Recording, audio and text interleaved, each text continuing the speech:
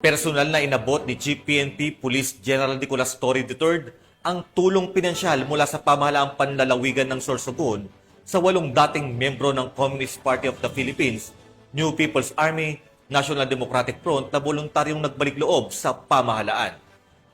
Nakibalita dyan si Police Corporal Doxy Charis Casasos. Miyembro ng rebeldeng grupo CPP-NPA ang tumanggap ng tulong pinansyal mula sa pamahalaang panlalawigan ng Sorsogon bilang bahagi na nagpapatuloy nitong reintegration program nito lamang ika-29 ng Hunyo taong kasalukuyan.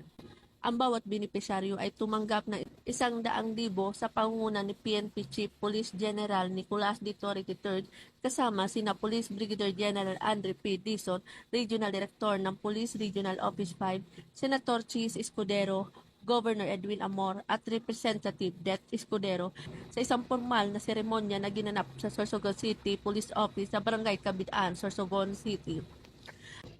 Ang tulong pinansyal ay isang bahagi ng isang mas malawak na programa sa reintegration na kinabibilangan ng pag-akses sa mga pagkakataon sa kabuhayan, pagsasanay sa kasanayan, suporta sa psychosocial at mga serbisyo sa rehabilitasyon na nakabatay sa komunidad.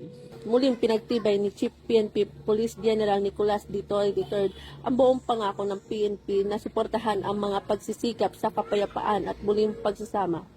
Binigyang diin niya na nakahanda ang PNP na tulungan ang mga dating rebelde sa kanilang paglipat sa buhay sibilyan at patuloy na makikipagtulungan sa mga local government units at stakeholders para mapanatili ang kapayapaan at seguridad sa komunidad. Mula dito sa Legazpi City, Albay, ako po ang inyong PNN Correspondent, Police Corporal Doxy Charis Casasos, alagad ng batas, tagataguyod ng Balitang Pulis.